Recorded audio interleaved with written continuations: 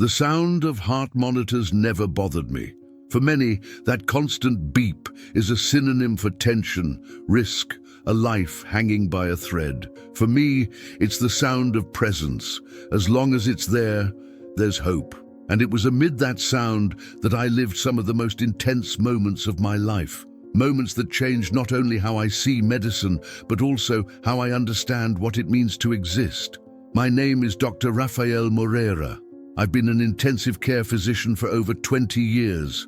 And if there's one thing I've learned during all this time inside hospitals, it's that not everything that happens within four white walls can be explained by science. I've stood before patients who shouldn't have survived, seen diagnoses turn into reunions, and witnessed tears turn into smiles, sometimes within the same minute. I work on the thin line that separates the possible from the impossible. And I must confess, the more time passes, the more I realize that there is something beyond what we can touch or measure. When a heart stops and starts beating again for no apparent reason, when a patient in a coma opens their eyes the very moment their family arrives, when a baby smiles for the first time as the father cries, in those moments, I understand that there are forces at work in silence, and we, doctors, are merely witnesses. Throughout my career, I've seen the best and worst of humanity. I've witnessed the despair of a mother begging for her child to breathe, and the relief of a father when the monitor beeped again.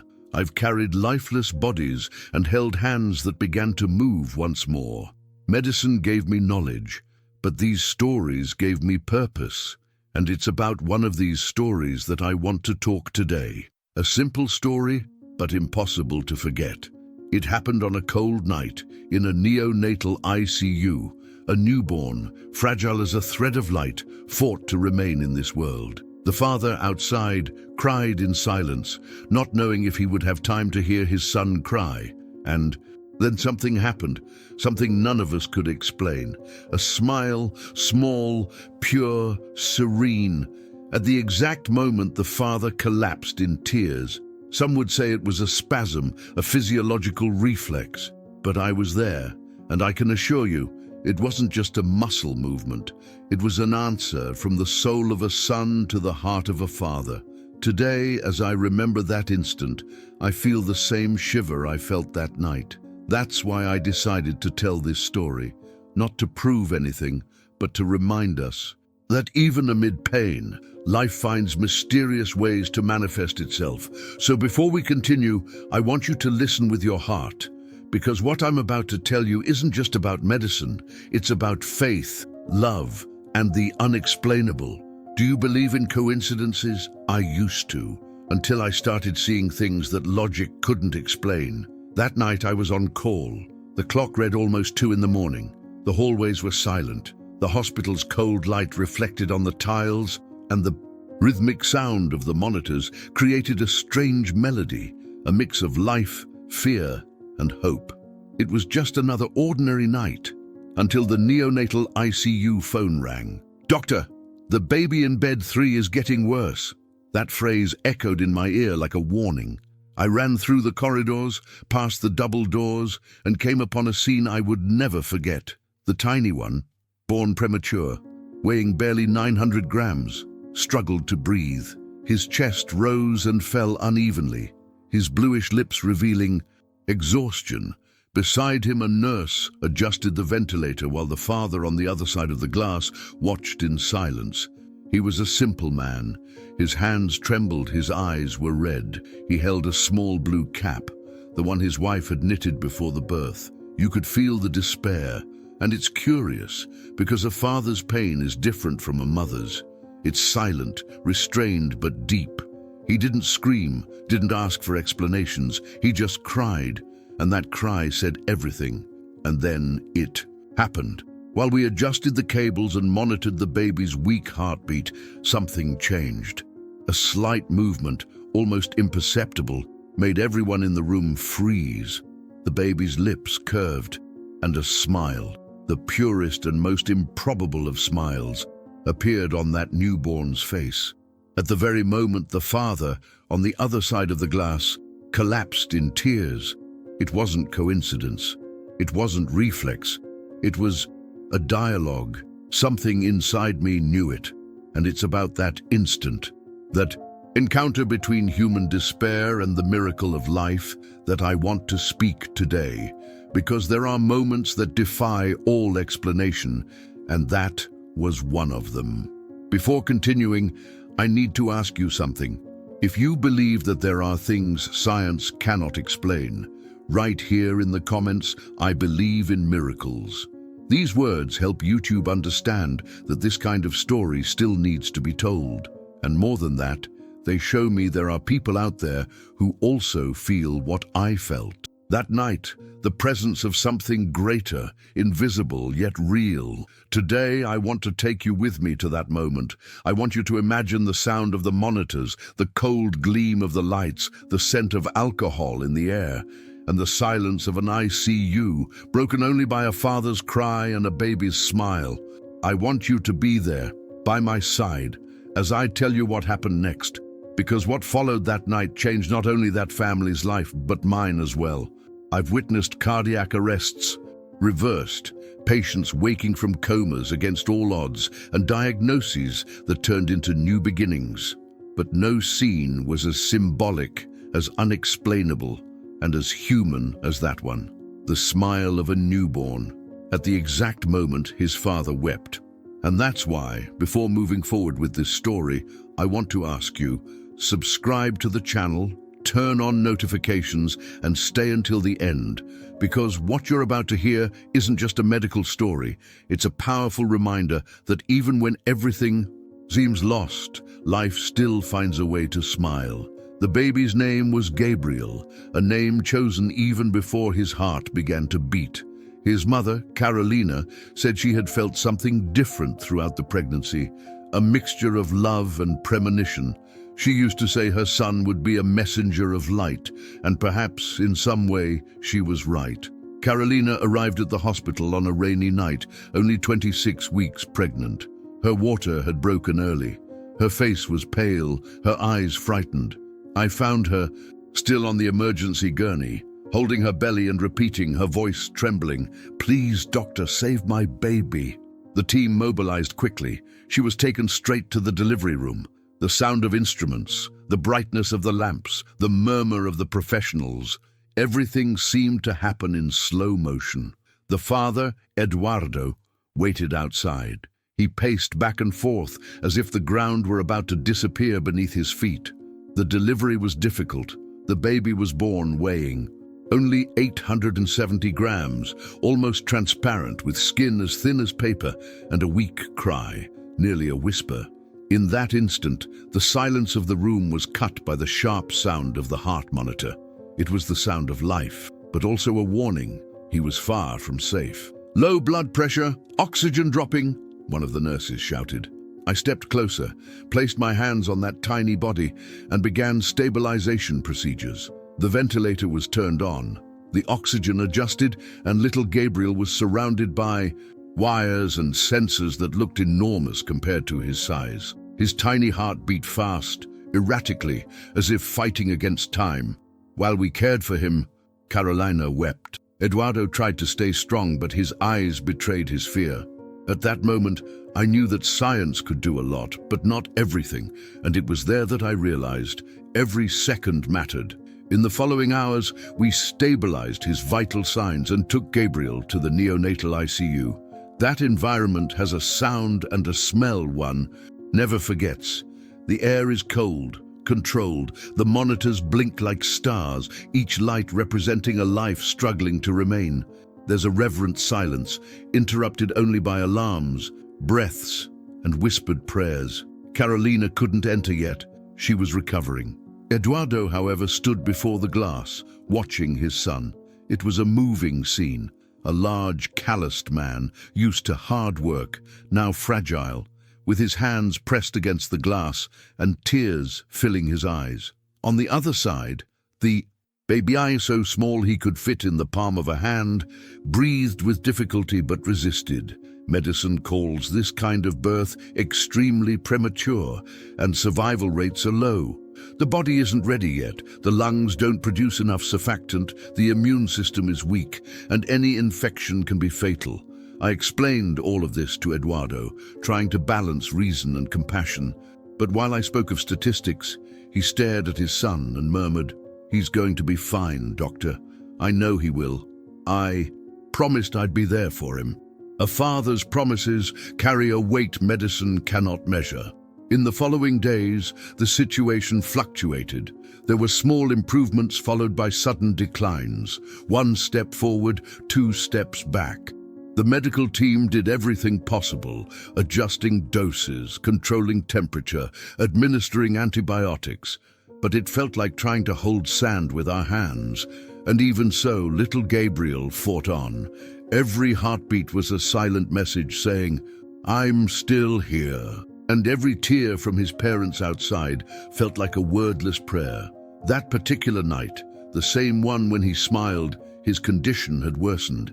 His blood pressure dropped, oxygen levels plummeted, and his heart began to fail. That's when the ICU phone rang again, and I heard the phrase no doctor ever wants to hear. "Doctor, the baby in bed 3 is getting worse." No one in the room moved for a few seconds. The air seemed suspended, as if time had stopped between a baby's smile and a father's. Tears. The monitors kept beeping, but now the sound was different, constant, steady, like the heartbeat of a life that refused to give up. The nurse beside me, Luciana, covered her mouth with her hand, unable to hold back tears. "Doctor," he smiled. I only nodded, unable to respond. My hands were still on the incubator, and I could feel the fragile warmth of that tiny body through the gloves. It was almost imperceptible, but it was there, the touch of life. I looked toward the glass. On the other side, Eduardo was still crying, but now his tears had another tone, not the sorrow of loss, but the relief of someone who received back what he thought was gone. He pressed his forehead against the glass and whispered softly, moving his lips, "Thank you, my God, thank you."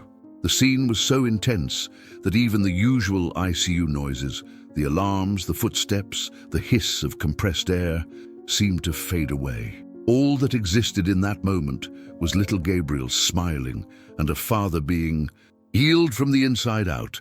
After a few seconds, which felt like an eternity, the baby returned to his calm expression, breathing more regularly. Oxygen levels rose, his blood pressure stabilized, and the heart monitor showed a rhythm that had seemed impossible just minutes earlier. "This doesn't make sense," murmured one of the residents, still stunned. I took a deep breath and replied, "No, it doesn't, but it happened." And that's the point where medicine stops and mystery begins. We reviewed every parameter, checked the equipment, ruled out sensor errors. Everything was correct. Nothing explained the sudden improvement. And yet, it was real. Gabriel had crossed the threshold. From a critical, unstable condition, he shifted to a surprisingly controlled state. The heart, once failing, now beat strong. The lungs, fragile and immature, began to respond. It wasn't a miracle in the religious sense that came to my mind at that instant, but a presence, something that filled the room with a feeling that words couldn't contain. That same energy that, from time to time, visits hospitals in the most unlikely hours. The next morning, when my shift ended, I found Carolina, the mother, still in the maternity ward. She was weak, pale but smiling. In her hands, she held a photo the nurse had taken through the glass. Little Gabriel, wrapped in wires, his lips curved in that improbable smile. "They said he got better, doctor. Is it true?" I sat beside her and answered calmly, "It's true, and it was something I can't explain." She cried, but they were serene tears from someone who understands that something greater had happened, not only to her son, but to all of us. In the following days, recovery was slow but steady. Gabriel responded well to the medications, began to breathe with minimal support, and gradually started gaining weight. During every shift, I would stop by his incubator, watching that little warrior and remembering the moment when everything changed. And every time I crossed paths with the father in the hallways, he greeted me with a firm handshake and a silent look, as if to say, I know what you saw, because he was there too. He felt it too. The team, as technical as they were, began calling that smile the miracle of the glass. It was our affectionate way of naming something we all knew went beyond protocols and diagnoses. And no matter how much I tried to rationalize, review, or find physiological justifications, nothing fit. The truth was that at that instant, something invisible, maybe love, maybe faith, crossed the space between a father and his son and rewrote destiny. And every time I think of it, I remember what I learned after so many years in medicine. There are healings that don't come from our hands. The sun rose timidly behind the hospital windows as I left the ICU that morning. My shift was over, but I couldn't leave. I walked through the silent corridors, still hearing in my mind the sound of the monitors and the distant echo of a father's cry mixed with a baby's smile. It was as if that moment had been engraved within me, like an invisible scar, the kind that time cannot erase. I sat in the empty cafeteria. The coffee cooled in my hands, but my mind was elsewhere. In 20 years of medicine, I had witnessed things many would call miracles, improbable recoveries, reversed diagnoses, lives that returned when they were already considered gone. But nothing compared to that night. That wasn't just a medical event. It was an encounter of souls, a father surrendering in tears and a son who somehow responded with the purest and most impossible gesture, a smile. And I, who had always believed medicine was the bridge between body and healing, realized that sometimes it is merely a witness to what love is capable of doing. As I thought about that, Nurse Luciana entered the room with a chart in her hands. "Doctor, Gabriel spent the night stable. He's responding very well," she said it, with bright eyes, as if she couldn't believe her own words. I smiled, a discreet smile, the kind that comes from the soul, not the lips. I returned to the ICU to see him. The little one was asleep, breathing peacefully, his chest rising and falling lightly. The numbers on the monitor were normal. Normal, a simple word, but in that context it sounded like a miracle. Outside, Eduardo stood again before the glass, but this time there was peace in his eyes. He wasn't crying. He simply watched, in silence, the son who had fought and won. When he saw me, he placed his hand over his heart and nodded. No words were needed for what had happened between us. I went home that morning with a feeling I've never forgotten, that I was no longer the same man who had entered that hospital the night before. Something inside me had changed, not in reason, but in faith. Faith, not in the religious sense many imagine, but in the invisible force that moves life, the one that makes the heart beat when everything seems lost, that crosses walls and reaches those we love, even when we can't touch them. I spent days reflecting on what had happened. I reviewed reports, consulted colleagues, searched for physiological explanations. Some said it was a neonatal reflex, others that the baby reacted to a neural stimulus. But no hypothesis explained the perfect timing, the smile at the exact second the father cried. No graph translated the emotion of that moment. And then I realized something essential. Medicine can describe the body, but not the soul. That case made me see every patient differently afterward. I began to listen more, to observe more. I understood that often what sustains life isn't in the machines or the medicine, but in the hope of those waiting outside.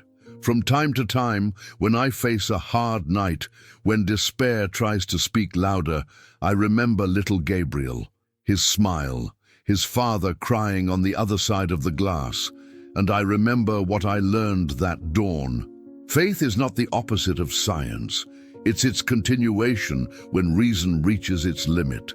Since then, something also changed in the way I speak to families. Before, I used to say, "We'll do everything we can." Now I say, "We'll do everything we can," and trust in the unseen. Because no matter how much we study, calculate, and plan, there are moments when only the unexplainable can sustain the heart. And that's exactly what I learned from Gabriel. A baby who, in silence, taught me more about life than any medical book ever could. The days that followed were different. The hospital still had the same rhythm, the same sounds, the same smell of disinfectant and reheated coffee, but something had changed. It was as if the ICU had gained a new air, a hopeful silence, light, almost reverent. And at the center of it all was him, Gabriel, the baby, from bed 3. Every morning, when I entered the ward, the first thing I did was look at his monitor. The numbers that once danced between despair and uncertainty now held steady. The heartbeat rhythmically, firmly, oxygen levels improved. The body, once fragile and purplish, began to gain color. It was as if, after smiling that night, Gabriel had decided to stay. The nurses, who usually switched shifts with tired expressions, started competing over who would take care of him. "I'm with Gabriel today," Luciana said with a sparkle in her eyes. That baby had become the symbol of something greater, not just survival, but living hope. And the parents, Eduardo and Carolina, now walked the corridors with slow but steady steps. Fear still lived within them, of course, but something new had taken root: trust. At each visit to the incubator, Eduardo placed his hand on the glass and whispered words only a father's heart could understand. "You're strong, my son. Keep going." Carolina, still recovering, sometimes asked for her phone to be brought near the incubator. She recorded short messages, her voice trembling but full of tenderness. "Hi, my love. Mommy's here. I love you, my little warrior." And in an almost poetic way, the baby reacted. His vital signs rose slightly, as if recognizing her voice even from a distance. Science would explain that as an auditory stimulus, but to me, it was connection, pure and simple. In the 3rd week, unexpected news surprised everyone. Gabriel had reached 1.3 kilograms. It wasn't much, but for us, it was as if he had doubled in size. Every gram represented a victory over the impossible. And when the respirator was turned off for the first time, the entire team gathered around in silence, as if witnessing a miracle with folded hands. "He's breathing on his own," said Luciana, her voice trembling, and indeed he was. His tiny chest rose and fell with effort, but on his own.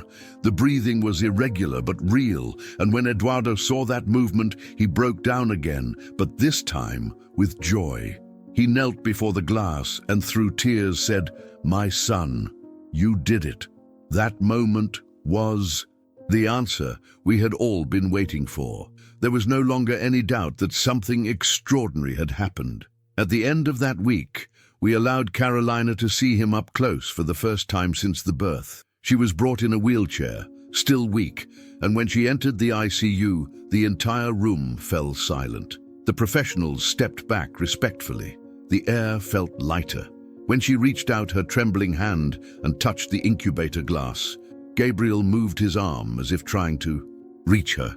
And for a brief instant, mother and son met through that transparent barrier, the same one that separates the world of fear from the world of faith.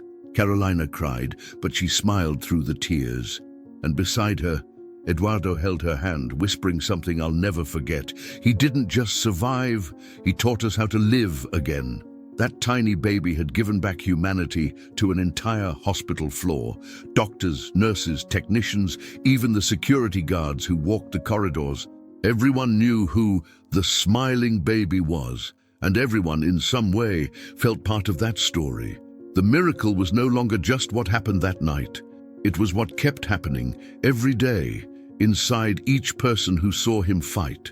And I, who thought I had seen everything, learned something no university ever teaches.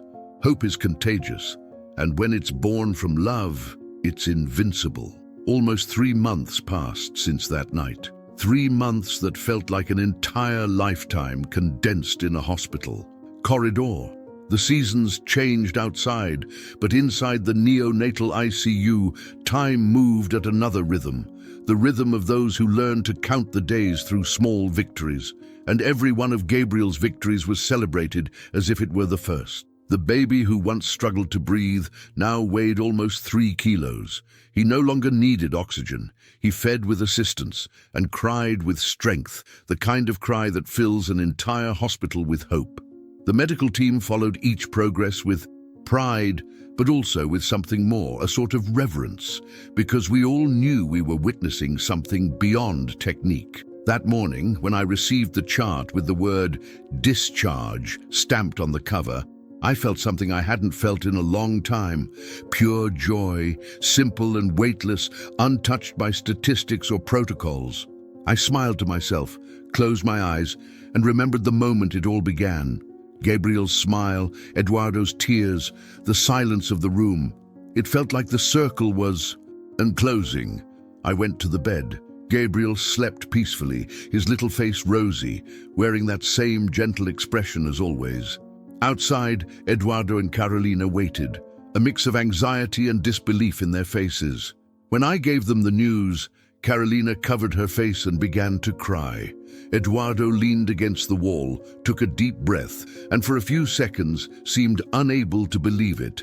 Then he hugged me tightly, the kind of embrace that doesn't need words. "Doctor, you have no idea what this means to us, but I did, because in some way, that baby had healed me too." Leaving the ICU was an event. Staff gathered in the corridors. Nurses who never cried wiped their eyes discreetly, and even patients from other wards asked to see the miracle of the smile. Carolina carried him in her arms, wrapped in a blue blanket. Eduardo walked beside her, his gaze steady, a quiet smile on his lips, as if still trying to understand what had happened. When they passed by me, I stopped in front of them. I gently touched Gabriel's head and whispered, "You won, little one. But more than that, you taught us what faith really is." Carolina smiled through tears. "He's always been strong, doctor, since the very first day." And Eduardo added, "But that night, when he smiled, I don't think it was just strength. It was God saying, 'It's not over yet.'" Those words kept echoing inside me. And even after they left the hospital, their footsteps fading down the corridor, the feeling of presence remained. There was something there, something that didn't belong to medicine, but to the soul. I returned to the ICU. Bed 3 was empty. The cables and sensors had been removed. The incubator light turned off, but the space felt alive, filled with a quiet, luminous energy. I placed my hand on the acrylic and closed my eyes for a moment. I relived every second of that night, the despair, the smile, the miracle, and I realized I would never see a newborn the same way again. Every baby born is, in some way, the materialization of the impossible, life beginning where nothing existed before. But Gabriel was different. He reminded us that even when everything seems lost, there is an invisible line connecting souls, a bridge that crosses fear and reaches love. The following week I received a letter. It was from Carolina and Eduardo. Inside a photo, little Gabriel, now at home, smiling in his mother's arms. On the back, a simple handwritten sentence, "He smiled again, doctor." And this time, we all smiled with him. I've kept that photo to this day. It's pinned on the wall of my office among diplomas and certificates, because it reminds me that no matter how deeply I've studied the human body, there are things only the heart can understand. And every time a new father arrives desperate at the ICU, fearing the worst, I tell Gabriel's story, not as a clinical case, but as a reminder. Sometimes, all it takes is a smile to change everything. Years have passed since that night. Many faces have come and gone. Many hearts have beaten beneath my hands, and others have stopped, never to return. But some stories resist time, and no matter how much routine tries to swallow memory, there are memories that simply refuse to die. Gabriel's smile is one of them. Today, as I walk through the hospital corridors, I realize how different I've become from that young doctor who once believed everything could be explained. Back then, I sought results. Now, I seek meaning, and perhaps that's the greatest difference between healing bodies and understanding souls. Gabriel's case taught me that within each patient lies an entire universe, Behind every diagnosis, there's a story. Behind every frightened look, there's someone who loves and fears losing. And sometimes, what sustains a life isn't just medicine or machines, it's the invisible strength of those who believe, even without understanding. From time to time, I still receive news from that family. The messages come by email or through a nurse who meets them during milk and diaper donation campaigns for the ICU. The last photo I received showed Gabriel at 5 years old, wearing a school uniform, smiling at the camera with that same light in his eyes. And I realized there's something in that smile that goes beyond childhood. It's the same expression I saw that night, the one that made me believe again in what medicine cannot measure. I often talk about him in my lectures to young doctors. I don't show charts or exams. I tell the story as it was, human, imperfect, real. I tell them that a doctor needs technique, yes, but also silence. The kind of silence that allows us to hear what the body doesn't say, what the heart tries to whisper. Because there are moments when life expresses itself in subtle ways, and only those who are truly present can perceive it. I learned that, deep down, medicine is simply an attempt to understand the everyday miracle of existence. Each breath is an act of faith. Each heartbeat is life choosing to continue. And when I think of that night, I remember how a baby who had barely begun to live managed to teach so much to a man who thought he had seen everything. That smile was more than a gesture. It was a message, a silent reminder that there is something greater guiding every story, something that doesn't need to be proven, only felt. Sometimes, when a shift drags on and the weight of loss begins to pile up, I return to that bed in my thoughts. I see the ICU glass, the father crying, the baby smiling, and what was once pain is now gratitude. Gratitude for having been there, for witnessing something that transcended the boundary between the human and the divine. Today, I know my purpose goes beyond saving lives.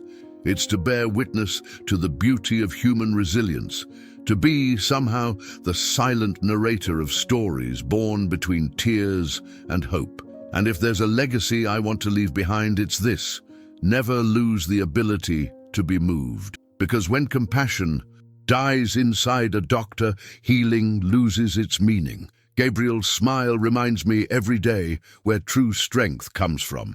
Not from medicine, nor from equipment, nor from knowledge, but from the love that flows through all of it. The love that endures, that reaches out, that touches the impossible and turns it into life. And that's why every time I hear the sound of a heart monitor, I don't just hear a beep.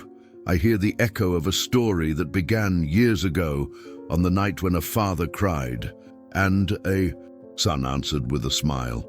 Whenever someone asks me why I chose to become a doctor, my answer has changed over the years.